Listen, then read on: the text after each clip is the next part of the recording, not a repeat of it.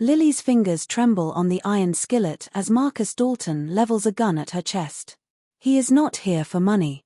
He is here to sell her. The massive rancher who saved her from abandonment is miles away moving cattle, completely unaware his wife is seconds from being dragged into a nightmare worse than death. Before we dive in, comment where in the world you are watching from and don't forget to click subscribe. The stagecoach rattled to a stop in front of the Silver Creek Inn, kicking up a cloud of red dust. Lily Bradford stepped down, her white traveling dress stained with 3 days of grime. She clutched a worn leather suitcase and a crumpled letter, the letter from Marcus Dalton, the man who had promised to marry her.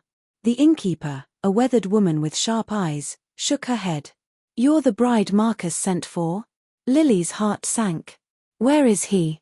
"Mr. Dalton was supposed to meet me here. Marcus rode out 3 days ago. Said he had business in Fort Worth. Didn't mention anything about a bride arriving." Lily stood frozen. She had sold everything, left her entire life behind in Philadelphia. Now she had nowhere to turn. That's when she noticed him, a massive man sitting alone at the corner table. Easily 6'8", with shoulders that strained against his dusty work shirt and storm blue eyes that looked up and met hers with startling intensity. "Mr. Harrison," the innkeeper said, walking toward him.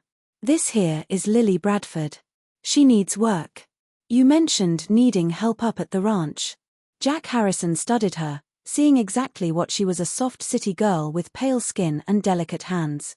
"What kind of work are you looking for, Miss Bradford?" Lily lifted her chin. "Any honest work, Mr. Harrison. I'm a quick learner. My ranch is 15 miles from town. It's hard country out there. I don't have time to be teaching someone who doesn't know the difference between a branding iron and a butter knife." "Then teach me. I'll work twice as hard as anyone else. I don't have anywhere else to go, and I'd rather die trying than go crawling back east in shame." Jack studied her for a long moment, then stood. "Be ready at dawn tomorrow. If you can't keep up, I'll bring you straight back to town." "Understood." That night, Lily packed her meager belongings, unsure if she had just been rescued or had made the biggest mistake of her life. When dawn came, Jack was already there atop a massive black horse. He pulled her up behind him with no apparent effort. "Hold on tight. It's a long ride." Lily wrapped her arms around his waist, acutely aware of the solid muscle beneath her hands, the heat radiating from his body. She had never been this close to a man before. The first week passed in exhaustion and adjustment. Lily threw herself into the work, cooking, cleaning, mending, proving her worth. But more than that, she found herself drawn to the stern, silent man who had saved her. Everything changed when a ranch hand was injured. Lily didn't think, she just moved, stitching the deep wound with steady hands while Jack held the man still. When it was done, Jack looked at her differently. "Where did you learn to do that?" "My mother was a nurse during the war. She taught me."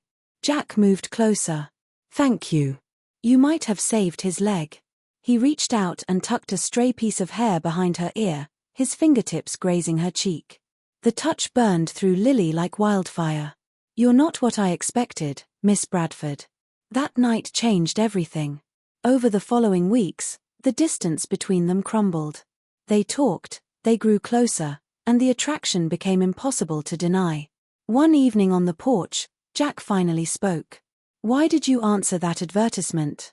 "My father died when I was 16.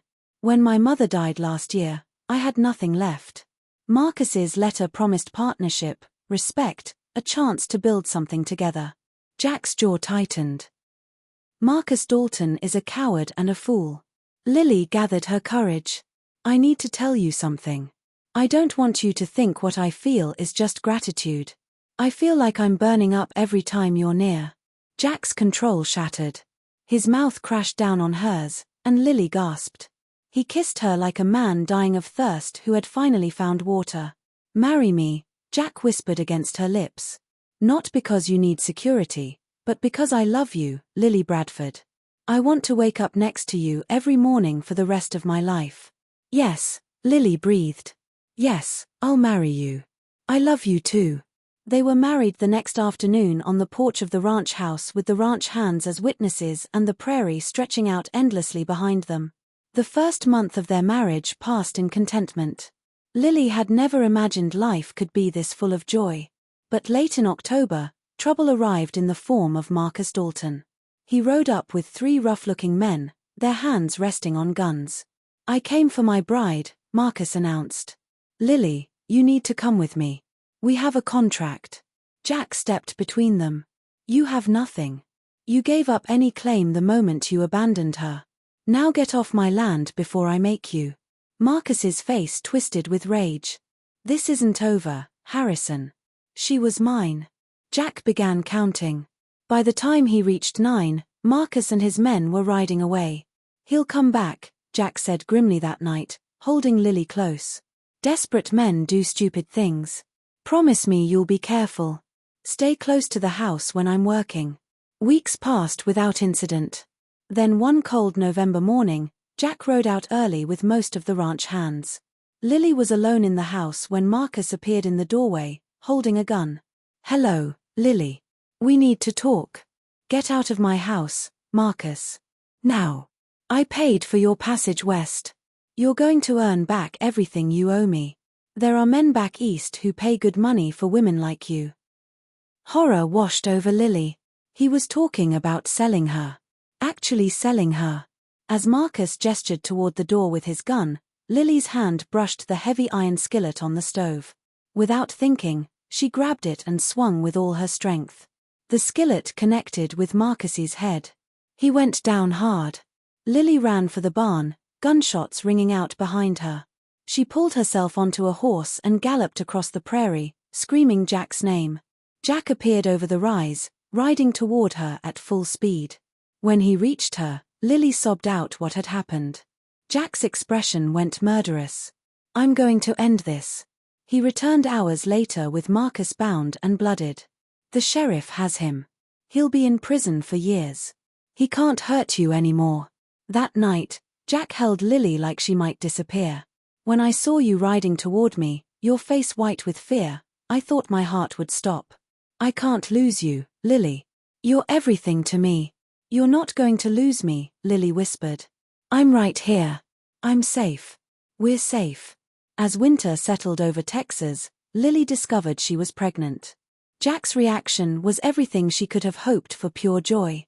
In late winter, Lily gave birth to a healthy baby girl. They named her Catherine. 2 years later came Benjamin, then little Sarah. The ranch house that had once been so quiet now rang with children's laughter. Years passed like water flowing over smooth stones, sometimes turbulent, sometimes peaceful, but always moving forward together. The ranch prospered. Their children grew strong and kind, raised by 2 people who had learned that love wasn't something you found, it was something you built, day by day, choice by choice. On their 15th wedding anniversary, Jack took Lily back to the porch where he had first kissed her. The sun was setting, painting the sky in shades of amber and rose gold.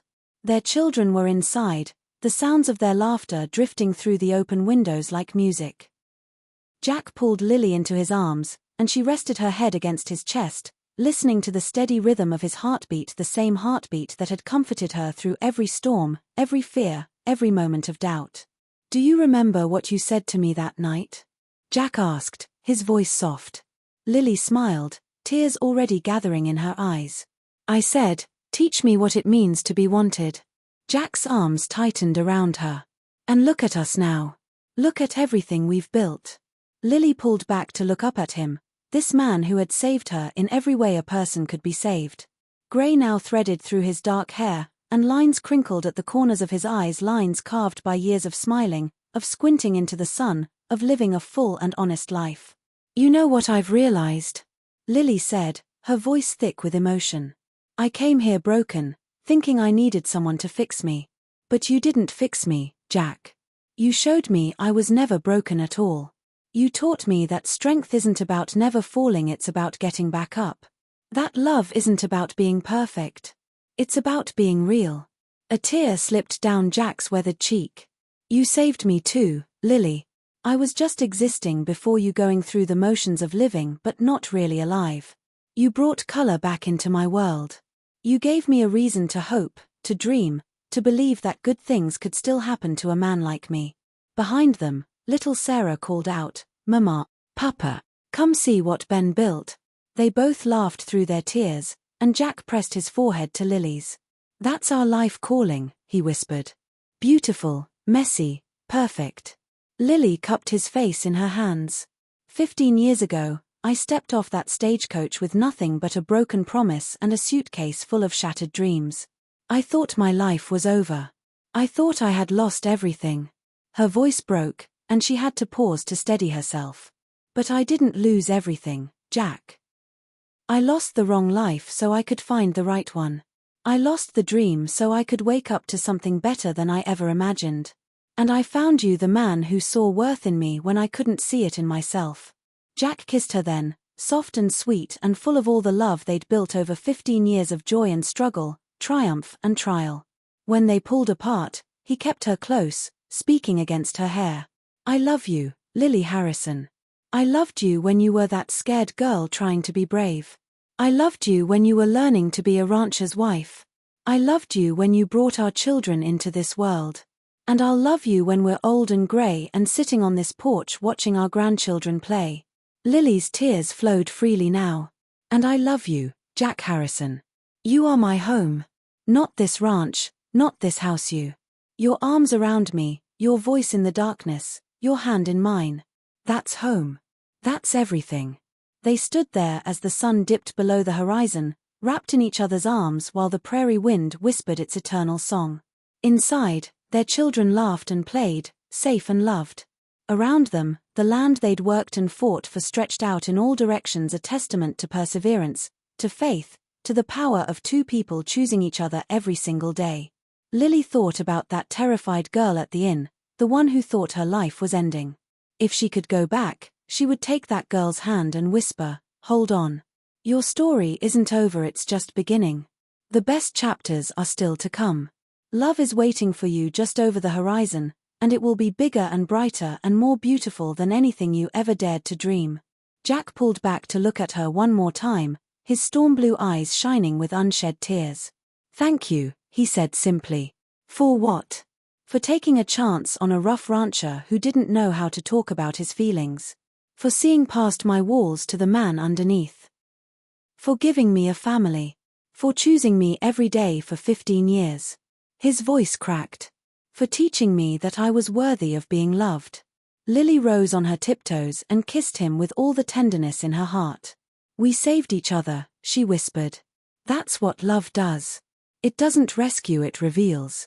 You revealed the strong woman I always was, and I revealed the gentle man you always were beneath the armor." As darkness settled over the Texas prairie and stars began to appear one by one in the vast sky, Jack and Lily walked hand in hand toward the house, toward the sounds of their children, toward the life they had built from nothing but hope and determination and love.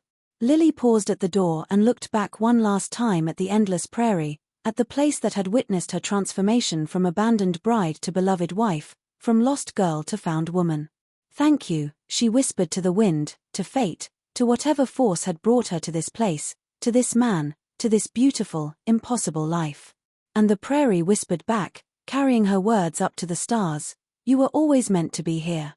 You were always meant to find your way home." Inside, Jack's laugh mingled with their children's voices, and Lily smiled through her tears. This was worth it. Every moment of fear, every tear shed, every obstacle overcome, it was all worth it for this. For love. For family. For a life lived fully and honestly with the man who had taught her the most important lesson of all, that the bravest thing you can do is let yourself be loved. And as Lily stepped into the warm light of her home, into the arms of her family, she knew with absolute certainty that she was exactly where she was meant to be.